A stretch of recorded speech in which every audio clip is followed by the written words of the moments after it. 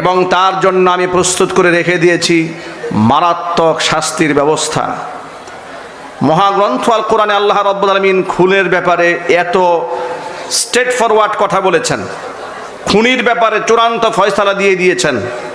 খুনির ঠিকানা জাহান্নাম। আপনারা এক বাক্যে জবাব দিয়ে বলুন তো, খুনির ঠিকানা কোথায়? আবার জোরে বলুন।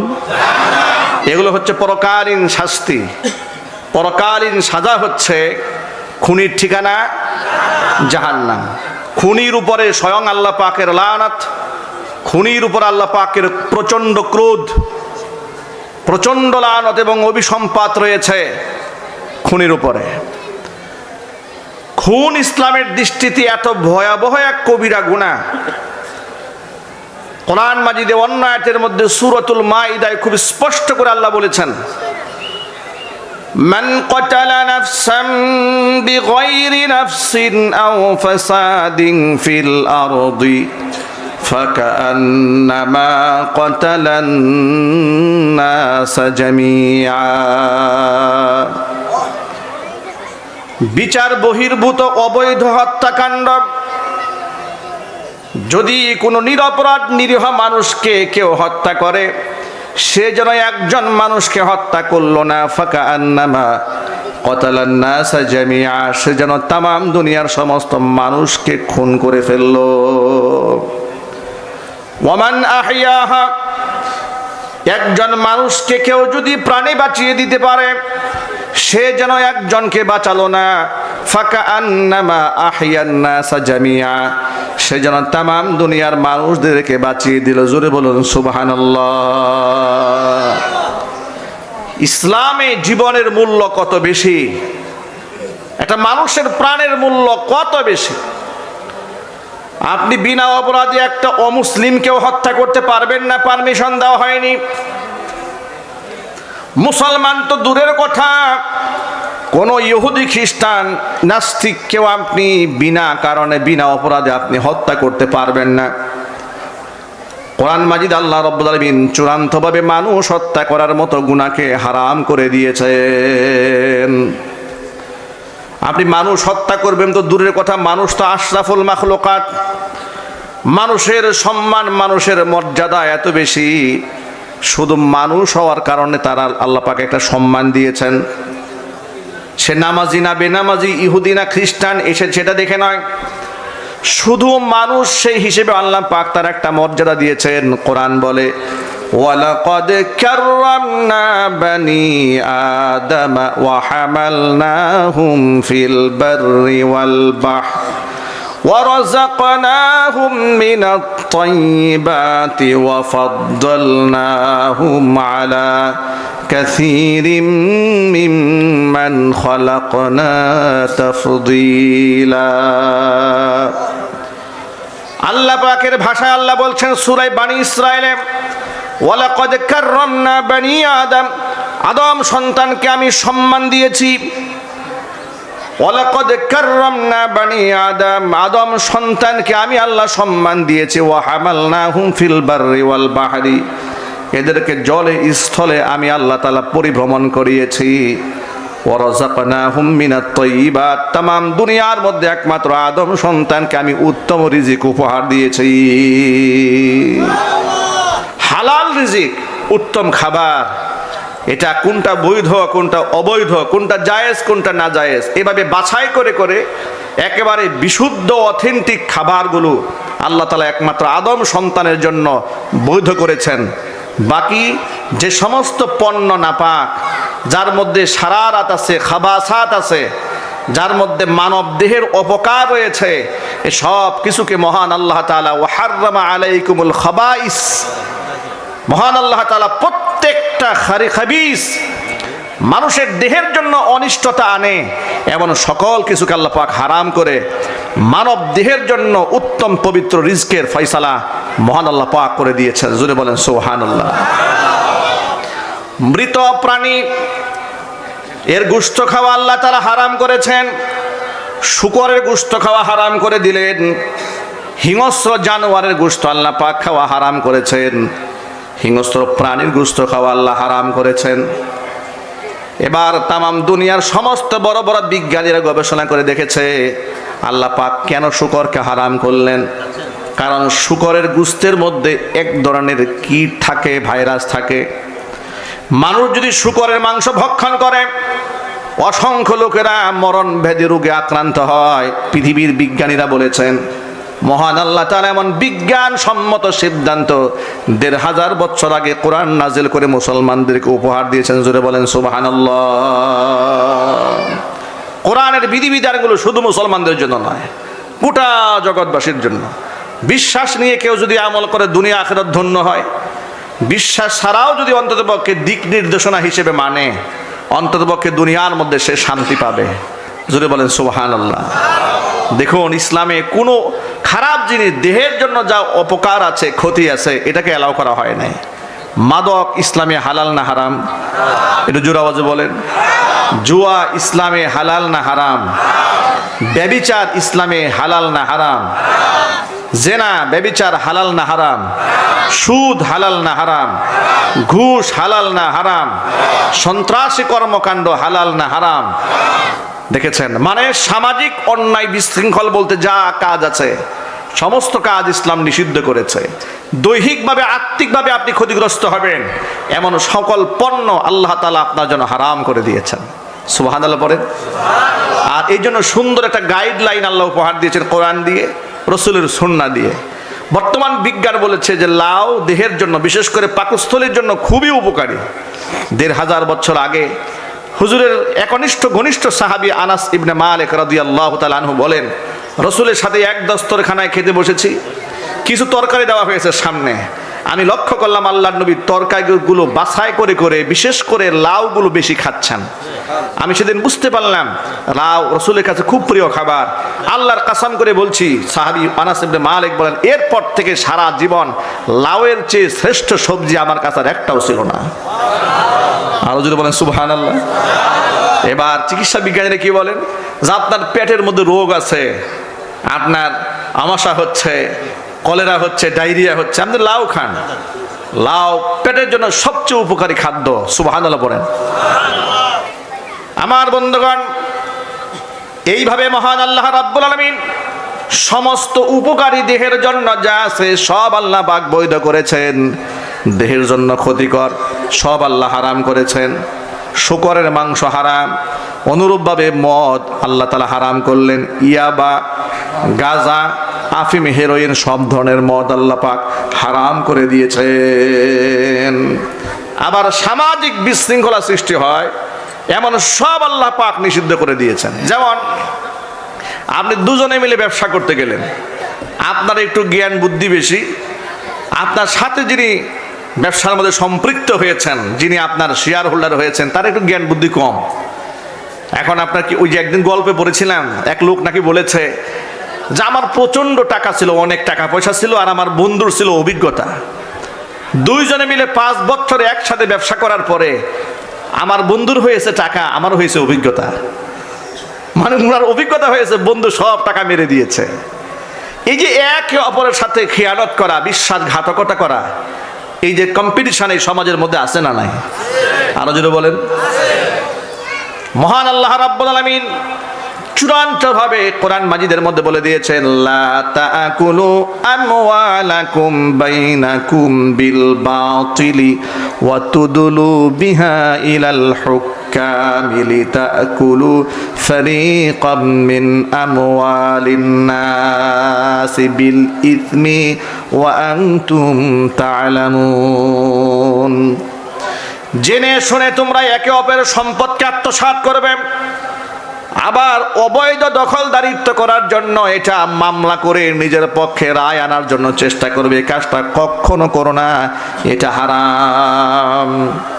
আপনার পেশি শক্তি আছে, ধরেন আপনার রাজনৈতিক শক্তি আছে, এলাকার মধ্যে প্রভাব প্রতিপত্তিশীল আপনার কবজায় আছে, এই শক্তি কাজে লাগিয়ে আপনি দেখলেন যে কিছু দরিদ্র মানুষ এলাকার মধ্যে আছে, জমি জমা ওদের নামে, কিন্তু পেশি শক্তি নাই। আপনি বিরাট একটা বাউন্ডারি দিয়ে জায়গাটা দখল নিয়েছেন, এরপরে সে যেন জমিতে আসতে না পারে উল্টা জমিওয়ালার বিরুদ্ধে একটা মামলা দিয়ে দিয়েছেন। এরকম পলিসি অবলম্বন করার জন্য ভূমি খেকু সন্ত্রাসী দেশে আছে না নাই? আরো জোর আওয়াজে বলুন, আছে না নাই? এগুলা করে লাভটা কি ভাইয়েরা আমার? আপনি যে পেশি শক্তি খাটিয়ে অন্যের সম্পদ বাউন্ডারি দিয়ে দখল করেছেন, কিংবা অন্যের মাল আপনি দখল করে নিয়েছেন পেশি শক্তি খাটিয়ে, ক্ষমতার মসনদ দেখিয়ে এগুলো আপনি দখল করলেন, দুনিয়ার এই ছোট্ট জীবনে আপনি পার পেয়ে গেলেও বিচার দিবসে কিন্তু পার পাওয়া যাবে না। দুনিয়ার আদালতে আপনার নামে টাকা পয়সা দিয়ে আপনার পক্ষে আপনি রায় আনতে পারবেন, কিন্তু আল্লাহর আদালতে ঘুষ দেওয়ার কোনো রাস্তা নাই। আছে নাকি? বিচার দিবসের মালিক কে জোরে বলেন তো ভাই? একটু আল্লাহর নামটা মোহাব্বতের সাথে বলুন না। বিচার দিবসের মালিক কে? আল্লাহ পাক হবেন আহকামুল হাকিমিন। আমার এই আহকামুল হাকিমিন এই কথাটা বলতে গিয়ে একটা কথা মনে পড়ে গেল।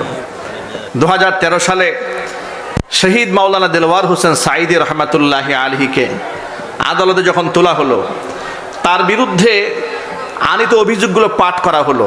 সম্ভবত 4000 পৃষ্ঠার, অঙ্কটা মনে নাই, এমনই হবে আর কি। 4000 পৃষ্ঠার মতো অভিযোগ তার বিরুদ্ধে তোলা হলো। তিনি 5-7 মিনিট বক্তব্য দিয়েছিলেন। সেই বক্তব্যগুলো পরের দিন আমার দেশ পত্রিকার মধ্যে আমরা পড়েছিলাম। তিনি বলেছিলেন বিচারককে লক্ষ্য করে যে, মাননীয় বিচারক, এই 4000 পৃষ্ঠার কথাগুলোর সাথে আমি সাঈদীর সাথে 100 বছরের কোনো সম্পর্ক নাই, 400 কিলোমিটারের কোনো সম্পর্ক নাই, 1000 মাইলের কোনো সম্পর্ক এই সমস্ত কথার মধ্যে, কথার সাথে, অভিযোগের সাথে আমার কোনো সম্পৃক্ততা নাই। আপনারা যদি আমার উপর বেইনসাফ করেন, এই বিচার শেষ বিচার নয়, আরেকটা বিচার হবে। রাজাধিরাজ সম্রাটের সম্রাট আহকামুল হাকিমিন মহান আল্লাহ সেদিন হবেন বিচারক। আমি হব সেদিন বাদী, আপনারা হবেন সেদিন বিবাদী। সেদিন হবে চূড়ান্ত ফয়সালা, কি কে হকের উপর ছিল আর কে মিথ্যার উপরে ছিল। আল্লাহু আকবার বলেন। আল্লাহর এই বান্দা দুনিয়া থেকে চলে গেছেন, কত মিথ্যা অভিযোগ তার উপর আরোপিত হয়েছে। মানুষ তাকে রাজাকার বলার চেষ্টা করেছে, যুদ্ধাপরাধী বলার চেষ্টা করেছে, তার মানহানি করার চেষ্টা করেছে, তাকে ধর্ষক হিসেবে মানুষের সামনে উপস্থাপন করার চেষ্টা করা হয়েছে। শত সহস্র মানুষের খুনের সাথে তিনি জড়িত ছিলেন বলে তাকে অভিযুক্ত করা হয়েছে। এত অভিযোগ দেওয়ার পরেও আপনারা ইনসাফের সাথে জবাব দিয়ে বলুন তো, আল্লাহর এই বান্দার মোহাব্বত মানুষের দিল থেকে কি তারা একটু কমাতে পেরেছিল? আর চিৎকার দিয়ে বলুন, পেরেছিল? এমন অবস্থা আল্লাহ পাক কোরআনের এই পাখিকে দিয়েছিলেন। তার বিরুদ্ধে যখন ফাঁসির রায়টা দিয়ে দেওয়া হয়েছিল, 200-র উপরে মানুষ অকাতরে জীবন বিলিয়ে দিয়েছিল।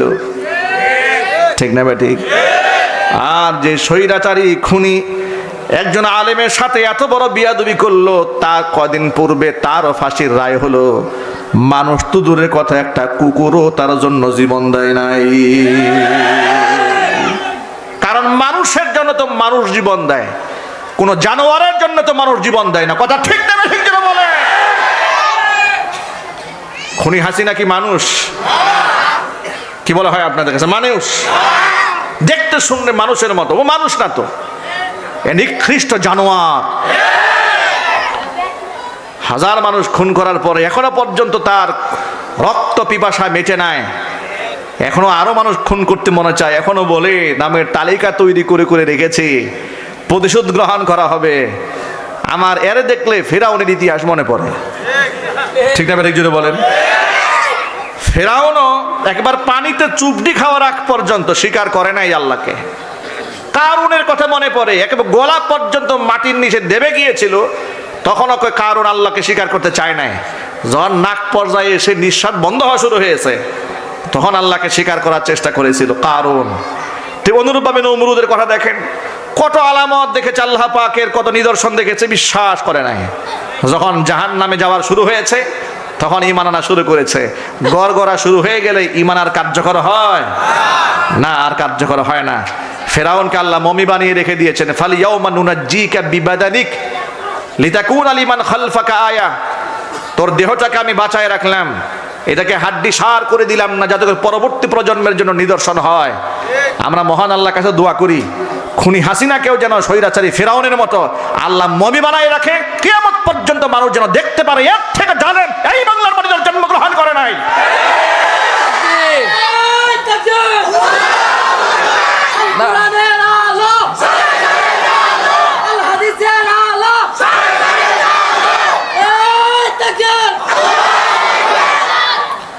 ভাইরা আমার, খুনি হাসিনা এবং তাদের নাতিপুতিদের অন্তরে আলেমদের প্রতি কোনো সম্মান নাই, কোনো মর্যাদা নাই। আলেমদেরকে তারা শত্রু মনে করে, আলেমদেরকে তুচ্ছ মনে করে, ব্যঙ্গ এবং বিদ্রুপ করে আলেমদের সাথে। কথা ঠিক কিনা বলেন? সাধারণ মানুষের রক্তের তো কোনো দাম নাই। যে সমস্ত মানুষদের চেহারা দেখলে লোকেরা নিজেকে ধন্য মনে করে, যাদের হাতের সাথে হাত মিলালে লোকেরা সারা জীবন নিজেকে ইতিহাসের পাতায় নাম লেখাতে চায়, ছবিটা ফেসবুকে আপলোড করে রাখে যে হক্কানে আলেমে সাদাবার মুসাফা হয়েছিল। ঠিক না বেঠিক জোরে বলেন? যে সমস্ত আলেমদেরকে এই দেশের সাধারণ মানুষরা এত মহব্বত করে, এত সম্মান করে, জীবনের চেয়ে বেশি মূল্যায়ন করে যে আলেমদেরকে, সেই আলেমদেরকেই যখন স্বৈরাচারী খুন হাসিনার দাম দেয় না, তো সেখানকার আপনি খালি আব্দুল্লাহ কোনো মূল্য আছে হাসিনার কাছে? কথা বলেন, মূল্য আছে? হাসিনার কাছেও আলেমের মূল্য নাই, হাসিনার সাঙ্গ পাঙ্গ যেগুলো আছে এদের কাছেও আলেমদের কোনো মূল্য নাই। ঠিক না বেঠিক জোরে বলেন? তার একটা প্রমাণ দেই। 1974 সালে 71 সালে দেশ স্বাধীন হলো, 54 বছর হয়ে গেল। মহান আল্লাহ তাআলা আমাদেরকে একটি স্বাধীন সার্বভৌম রাষ্ট্র দিয়েছেন। স্বাধীনতার যুদ্ধে যারা দেশপ্রেম নিয়ে ইমানের সাথে লড়াই করেছেন, আল্লাহ পাক তাদেরকে শহীদের মর্যাদা দান করেন। আমার বাবা একজন যুদ্ধাহত মুক্তিযোদ্ধা, 71-এ তিনি আহত হয়েছিলেন। রাষ্ট্র সরকারের কাছে আমাদের ফ্যামিলির একটা সম্মানজনক অবস্থান আছে, কিন্তু মুক্তিযোদ্ধার সাথে তো আর এই রাষ্ট্রের সাথে কোনো কন্ট্রাডিকশন নেই, কোনো বিরোধ নেই। কিন্তু মুক্তিযোদ্ধার চেতনার নামে আপনারা দেখেছেন একেবারে 54 বছর ইতিহাস একটু ঘাটেন, যত নাটক হয়েছে বাংলাদেশে এই মুক্তিযুদ্ধকে কেন্দ্র করে, যত সিনেমা হয়েছে, যত কবিতা লেখা হয়েছে, যত মঞ্চ নাটককে মঞ্চস্থ করা হয়েছে, সমস্ত নাটকের মঞ্চে, কবিতার পাতায়, ইতিহাসের পাতায় দেখানো হয়েছে যে দাড়ি টুপি এরপরে সাদা দবদবে পাঞ্জাবিওয়ালা মানুষগুলা 1971 সালে প্রচন্ড আকারে ধর্ষক ছিল। তারাই ছিল রাজাকার। একটু জোরে বলতে হবে নাউজুবিল্লাহি মিন যালিক। অথচ আপনারা শিক্ষিত মহল, এখন তো আমাদেরকে আর ধোঁকা দিয়ে বোকা বানাবার কোনো সুযোগ নাই। আমাদেরকে ইতিহাস বিকৃত করে গোটা জাতিকে কুক্ষিগত করে রাখা হয়েছিল, ভারতের তাবেদার করে আমাদেরকে রাখা হয়েছিল। আমি আপনাদেরকে স্পষ্ট ভাষায় কোরআনের মাহফিল থেকে ঘোষণা দিতে চাই, আমরা স্বাধীন সার্বভৌম রাষ্ট্র। 71-এ পাকিস্তান থেকে আলাদা হয়েছি ভারতের দাসত্ব করার জন্য নয়। ঠিক কিনা যদি বলেন? আমরা যেমন পাকিস্তান হানাদার বাহিনীকে মোকাবেলা করে স্বাধীন ভূখণ্ড ছিনিয়ে এনেছি, অনুরূপভাবে আমরা ভারতের আগ্রাসনকে মুক্ত করার জন্য যদি আমাদের আরেকটা যুদ্ধ করতে হয়, আমরা সেটাও করতে প্রস্তুত। আমরা কাফের মুশরিকদের দাসত্ব করে মরতে চাই না। ঠিক কিনা বলেন? আমার বন্ধুগণ, প্রত্যেক বছর 16 ডিসেম্বর আসে বিজয় দিবসের দিনে কি করে দেখেন, নাটক সিনেমা বানানো হয়, আর সিনেমার মধ্যে দেখানো হয় রাজাকার যারা ওই সমস্ত হানাদার বাহিনীর সহযোগী যারা ছিল সব হচ্ছে দাড়িওয়ালা, সাদা পাঞ্জাবিওয়ালা, মাথার মধ্যে টুপিওয়ালা। এই সিমটমটা, এটা একটা রাজাকারের সিমটম বানিয়ে দেওয়া হয়েছে। ঠিক না ঠিক বলেন? মানে না, রাজাকার শব্দটা আমরা শুনলেই আমরা এত বেশি সিনেমাতে, নাটকে, সর্বত্র এটাকে এস্টাবলিশ করা হয়েছে এই তথ্য সন্ত্রাস দিয়ে, মিডিয়া সন্ত্রাস দিয়ে। এটা এমনভাবে গোটা আমাদের বাচ্চাদেরকে, আমাদের প্রজন্মকে শেখানো হয়েছে রাজাকার মানেই দাড়িওয়ালা, রাজাকার মানেই হচ্ছে টুপিওয়ালা। এই জন্য আমি স্বৈরাচারীর আমলে মুক্তিযোদ্ধা মন্ত্রণালয়ের আন্ডারে গোটা বাংলাদেশের 10,000 রাজাকারের নামের তালিকা তৈরি করা হয়েছিল। আমি আমার ভাষায় বলেছিলাম, তাদের আমলেই বলেছি, এই 10,000 রাজাকারদের মধ্যে কয়জনের দাড়িওয়ালা আছে, টুপিওয়ালা আছে, এর তালিকা জাতির সামনে প্রকাশ করা হোক। অথচ আমি এই মুহূর্তে আপনাদেরকে একেবারে সরাসরি ফুটেজ দেখাতে পারবো যে রাজাকার যারা ছিল তাদের ছবিগুলো এখনো পর্যন্ত বাংলাদেশের ইতিহাসে, মুক্তিযুদ্ধ নিয়ে লিখিত ইতিহাসের গ্রন্থে ছবি সহ ছাপা হয়েছে যে তাদের চরিত্র এবং চেহারাটা কেমন ছিল। আপনারা দূর থেকে খুব একটা ফলো করতে পারবেন না, আমি আপনাদেরকে দেখাচ্ছি। এই যে ছবিগুলো দেখতে পাচ্ছেন, এগুলো হচ্ছে তৎকালীন 71-এ যারা রাজাকার ছিল তাদের চেহারা। একটার মুখেও কোনো দাড়ি নাই, একটার মুখেও দাড়ি নাই। এগুলা ছিল তৎকালীন যুগে রাজাকার। এরা স্বাভাবিকভাবে লুঙ্গি পরা, কেউ শার্ট পরা। এটা হচ্ছে স্বাভাবিক রাজাকারদের চেহারা, যাদের মুখে দাড়িও ছিল না, মাথায় টুপি